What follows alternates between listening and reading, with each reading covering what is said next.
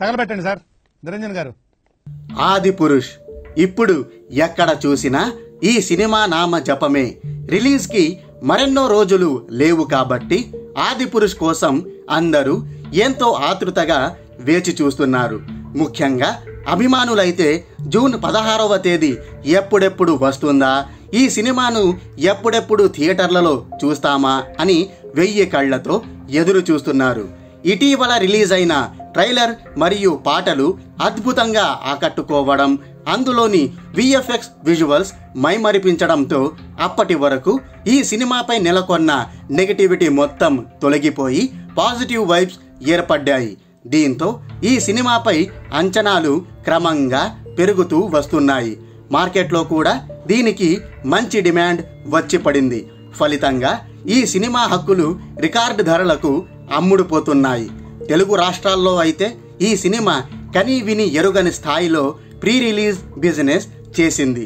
Reports ప్రకారం ప్రముఖ నిర్మాణ సంస్థ పీపుల్స్ మీడియా ఫ్యాక్టరీ 2 తెలుగు రాష్ట్రాల హక్కులను ఏకంగా 170 కోట్ల రూపాయలకు సొంతం చేసుకుంది. దీంతో ఇది తెలుగు రాష్ట్రాల్లో అత్యధిక బిజినెస్ చేసిన 2వ తెలుగు సినిమాగా నిలిచింది. మొదటి స్థానంలో మాత్రం RRR సినిమా 191 కోట్ల రూపాయలతో ఉంది. ఒక్క నైజాం ఏరియా హక్కులే 80 కోట్లకు అమ్ముడుపోయినట్లు తెలిసింది. దీన్ని బట్టి ఆదిపురుష్ సినిమాపై ఏ రేంజ్లో అంచనాలు నెలకొన్నాయో అర్థం చేసుకోవచ్చు.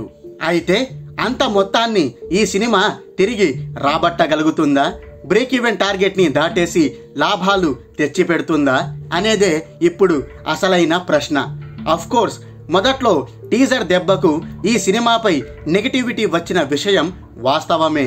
కానీ ఎప్పుడైతే ట్రైలర్ మరియు పాటలు విడుదలయ్యాయో అప్పటి నుంచి ఈ ఆదిపురుష్పై ప్రేక్షకుల్లో అభిప్రాయాలు మారుతూ వచ్చాయి.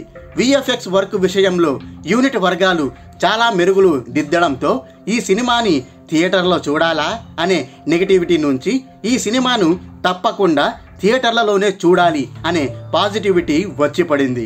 దీనికి తోడు ఇది రామాయణం బ్యాక్డ్రాప్లో రూపొందిన సినిమా కాబట్టి ప్రేక్షకుల్లో ఆ సెంటిమెంట్ కూడా ఉంది.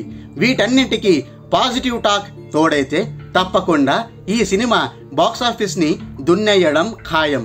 అప్పుడు 170 కోట్ల బ్రేక్ ఈవెన్ టార్గెట్ని దాటేసి సునాయాసంగా 200 కోట్ల క్లబ్లోకి చేరిపోతుందని చెప్పుకోవడంలో సందేహమే లేదు. మరి ఆదిపురుష్కి అది సాధ్యం అవుతుందా లేదా? Let's wait and see.